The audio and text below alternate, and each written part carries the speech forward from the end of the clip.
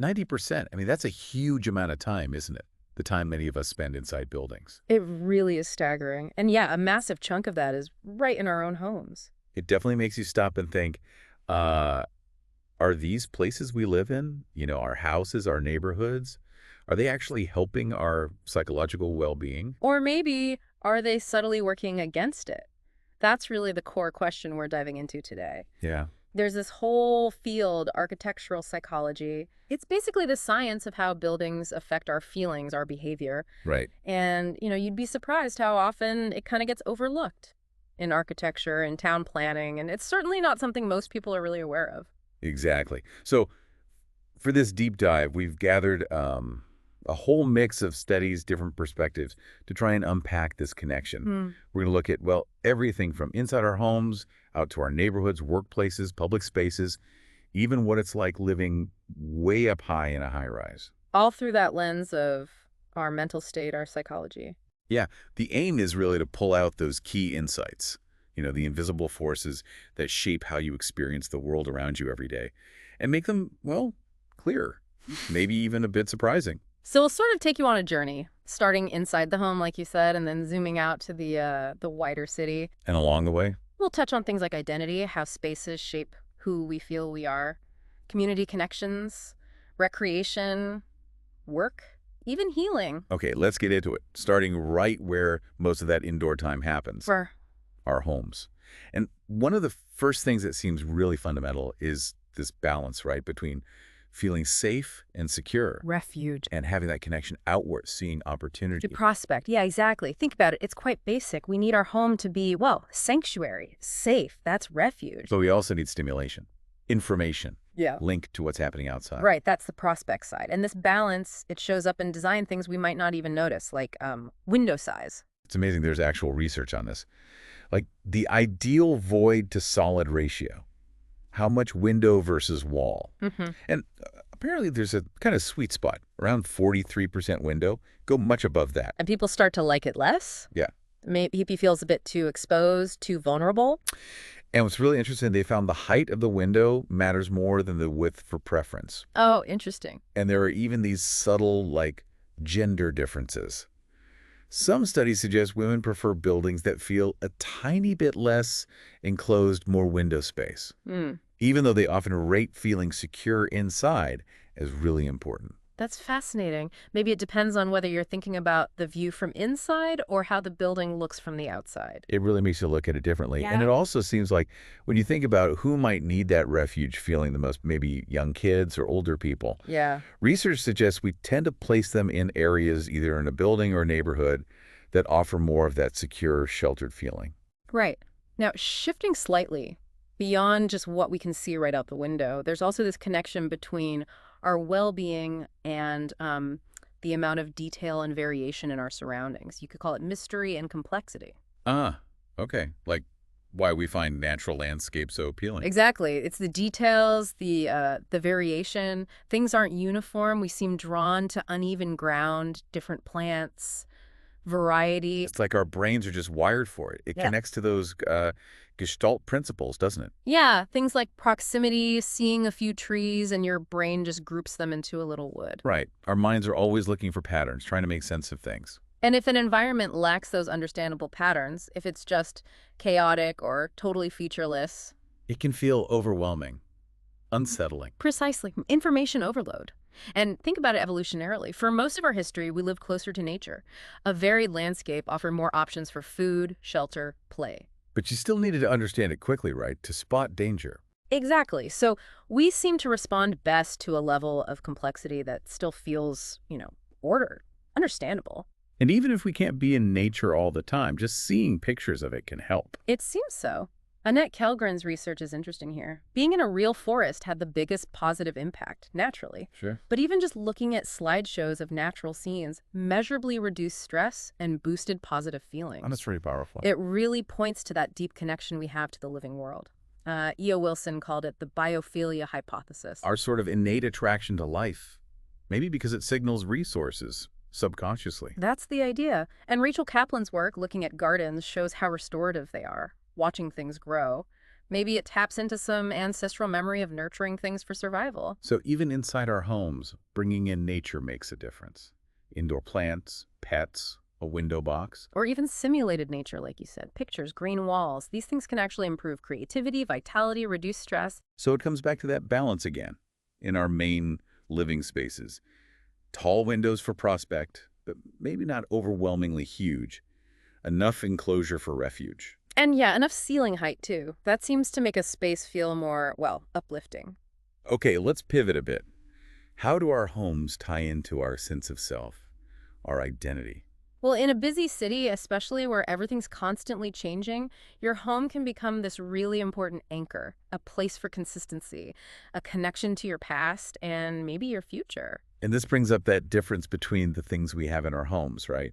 The status objects versus personal objects. Exactly. Things bought to impress versus things with real personal meaning, biographical objects. It feels like there's still a bit of that old Victorian idea sometimes.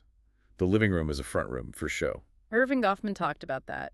This pressure to present an image can definitely clash with just wanting your space to feel like you. And people who are maybe less comfortable in themselves might focus more on that external validation, decorating for others. Leading to maybe a more superficial connection rather than authentic personal expression.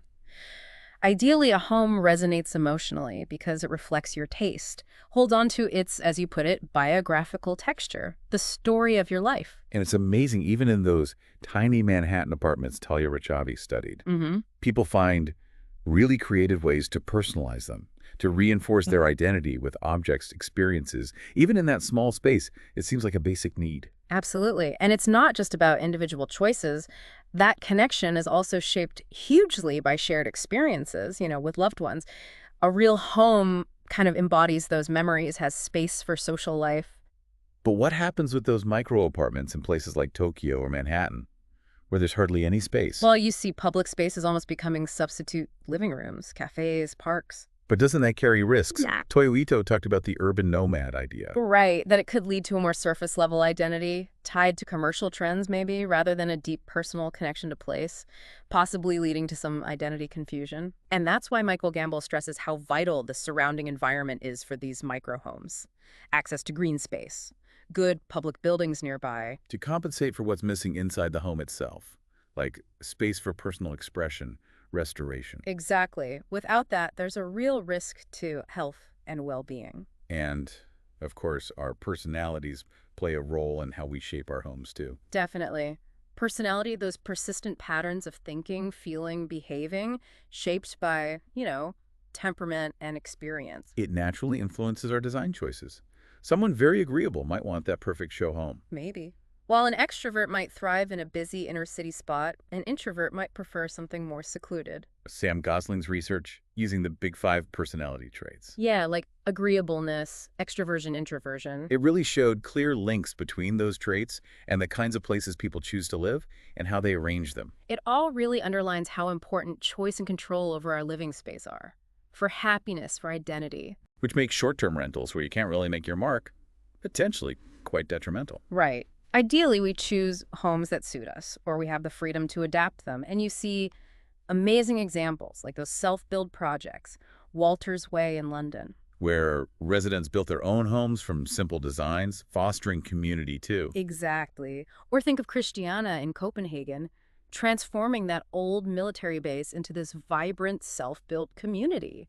So much ingenuity. It really shows the power of having agency over your environment. Okay, let's step outside the front door now. Neighborhoods. And you can't really talk about neighborhoods without mentioning Jane Jacobs. Her defense of traditional streets against those huge post-war urban renewal projects. Incredible, especially since she didn't have formal planning training. Her observations were just so sharp. She saw how some redevelopment, like Edmund Bacon's in Philadelphia, just killed street life. That quote, "Impersonal streets make impersonal people." It sums it up perfectly. She argued for things like grid street systems better for pedestrians, easier traffic flow compared to big arterial roads. And modern research seems to back up a lot of her intuition. Yeah. Like planting trees along roadsides can actually reduce accidents. Yeah, maybe it helps drivers gauge speed better, creates a calmer feeling. Even things like street art, pleasant sculptures especially of nature, making streets more visually interesting, more enjoyable. Ultimately, she understood that walkable streets fostered by visual interest, green space, a bit of mystery, they create more vibrant, cohesive neighborhoods. When streets work for everyone, the community is stronger. Of course, a good neighborhood also needs to feel peaceful, which brings up noise pollution. Right, and it's not just annoying. Constant traffic noise, railways, industry, it can actually harm mental and physical health. Mm. Affects our executive functions, decision-making, memory, emotion regulation. It's interesting, though, how we perceive human noise seems different. Yeah, it depends a lot on social identity, context. Like, noise from a religious festival might be fine, even positive for participants. But drunken shouting outside your window at 3 a.m., not so much. Exactly. And again, landscaping can help buffer noise. But thinking bigger, there's this idea of the spirit of place in public areas. Dr. Per Gustafson's work. What makes us feel connected to a local park or square? He talks about distinctiveness, continuity over time, and value. The place needs its own character, a link to history and local traditions, and it needs to matter to people. But change isn't always bad for that continuity. Not if it comes from the community itself. When people get involved socially, through learning, through physical shaping, like community projects, they make places their own, that strengthens the connection. Like that Sunnyside Plaza project in Portland. Revitalizing a rundown area, boosting social capital, well-being. A great example of collective placemaking. It shows why involving local users in design is so crucial. Architects need to share authorship, really. We've even seen tenant activists becoming the architects themselves in some cases. And now, social media offers new ways for this. Getting feedback, crowdfunding, community projects. The internet allows for dialogue before things get built. Okay, let's look up now. High-rise living. They were promised as offering better light, air, community, but have they delivered? Well, the evidence over the years raises some serious questions. That New York study back in the 80s. Comparing 3-story versus 14-story public housing. Yeah. Found much greater feelings of alienation, less satisfaction in the high-rises, maybe fewer chances for those casual encounters that build trust, leading to mistrust. And seems to be a broader pattern. Higher turnover rates, less attachment in high-rises generally. Across different groups, yeah. Even Mhm. famous examples like Le Corbusier's Unité d'habitation, his streets in the sky. Well, they had issues, like not enough natural light in those internal corridors. But there have been attempts to do it better. Oh, sure. Beedot Court in Singapore is interesting. Tropical courtyards, tropical streets in the sky, trying to mimic traditional village life. Did it work? It seemed to foster more visual and social contact, a sense of ownership, visual complexity, leading to greater attachment. And newer things like Bosco Verticale in Milan show you can integrate lots of greenery. But overall, the general finding is The evidence tends to suggest a negative effect on mental well-being from living very high up. Ideally, Christopher Alexander suggested, most buildings shouldn't be more than 4 stories. Taller ones maybe shouldn't be for living in. right. Okay, back down to earth. Public places for play and recreation. So important to have these nearby, right? Within Yeah. a walking distance. Absolutely, for kids and adults. And designing playgrounds, it's not just about equipment. Magdalena Zolczynska-Podolska's research, I'm thinking a good playground. ones that support all-around development, physical, social, emotional, cognitive. Variety seems key. Diverse, well-linked play areas encourage more activity. And sometimes smaller, clearer paths work better than big spread-out ones. Can do, yeah. And don't forget loose parts, sticks, sand, blocks, things kids can use imaginatively. Great for creativity, problem solving. Like in forest schools. Learning through direct experience in nature. Exactly. Fosters exploration, resilience. And that need for play, for learning through experience, it definitely continues into adulthood. It fuels vitality, imagination, social connection. Adult play happens everywhere, but nature seems particularly good for it. It seems the most freeing environment. Green spaces offer so much.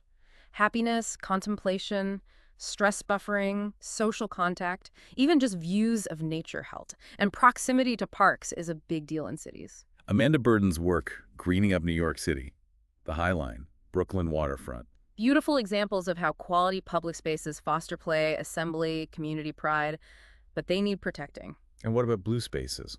Water. Also really important, Matthew White's research suggests water makes almost any environment more likable. Natural scenes with water are preferred, though maybe not just vast expanses of water on its own. And there's that link between living near the coast and better self-rated health.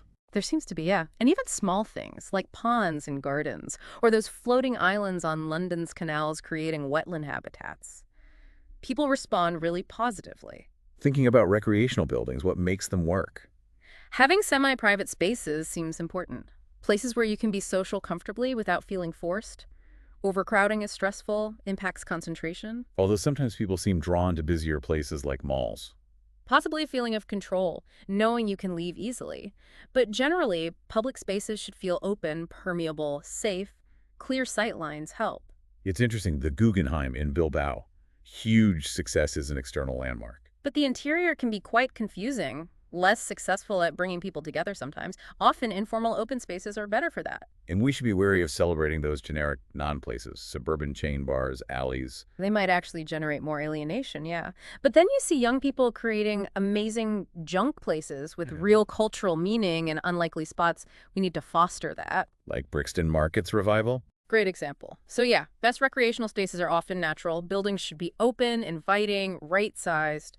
And we need to embrace creatives to give them a sense of place. Okay, next up, the workplace. Hmm. Many of us spend, well, a huge chunk of our waking hours there. So the design must matter. Immensely. For well-being, for productivity, and we've seen this huge trend towards open-plan offices. But does it actually work? The research seems mixed. It really is. Some studies show, yeah, maybe more interaction, collaboration, but plenty of others show drops in productivity, well-being, more stress, lack of privacy, noise. It sounds like finding that balance is key between shared space and private space, caves and commons. Exactly. And research by Jung-Soo Kim and Richard Didier suggests that actually many people prefer enclosed offices. When forced to trade off, privacy often wins over constant communication. Because those constant interruptions, the overstimulation and open plan, it hurts focus. It seems so. On the flip side, natural light, that seems overwhelmingly positive. For performance, but also for our body clocks, right? Circadian rhythms. Yes, Russell Foster's work on blue light. Natural light has much more of it than typical artificial light. It suppresses melatonin, keeps us alert. And letting people control their own light levels helps productivity, too. Research suggests it does. And plants, indoor plants in offices. Rachel Kaplan's idea again, stress reduction, better attention. Supported by studies like Ruth Reynos's, showing better memory recall with plants around. Stacy Smedley's living classroom is a cool concept for integrating nature. Even color matters. Stimulate colors like reds, yellows, maybe in moderation. Potentially. Bright colors have even been linked to higher IQ scores in kids' classrooms, but individual sensitivity varies a lot. So from home to work, these design choices have real impact, and maybe nowhere more critical than in places of healing, healthcare spaces. Absolutely. The design there can significantly impact patient well-being, recovery speed. We know natural environments reduce stress. The plants could even increase pain tolerance in hospitals. Research suggests so. Views of nature, green walls, they reduce tension, speed recovery. Warm, earthy colors are often seen as soothing, too. Good design can actually lower stress hormones like cortisol, helping healing. That's the potential, yes. Look at Peter Frost's redesign of that neonatal unit in Sweden. Where mothers and babies recovered in the same space. Right. Led to shorter stays, lower illness rates, better long-term outcomes, amazing results. It really highlights how important it is to design spaces that support family visits, too. Yeah. Single rooms, private areas. Definitely. Social support reduces patient stress, speeds recovery. So flexibility is key, balancing sociability and privacy. And places like the Open Hospice in Singapore show that holistic approach. Ultimately, for healing spaces, access to daylight, gardens, space for visitors, privacy, chances to personalize, easy navigation, semi-private spots, they're all crucial. So wrapping up this deep dive, it's just incredibly clear, isn't it? The built environment profoundly impacts our psychological, even physical well-being, often subtly but significantly. From our home layout to city design, these spaces are constantly shaping our emotions, behavior, social connections. And for you, listening, we hope this gives you a new lens, maybe. Yeah. To notice the architectural psychology playing out in your own life. Your home, your commute, your workplace, your neighborhood. Yeah, start looking around with this in mind. It really makes you think, doesn't it? Yeah. How might you consciously shape your own spaces now? Or maybe advocate for better design in your community based on some of these ideas. What small changes could make a difference for a more contented life in the places we inhabit, for you and everyone around you? Ultimately, that power to create environments that really nurture us. Well, it starts with understanding this deep, often invisible link between our minds and the spaces we occupy.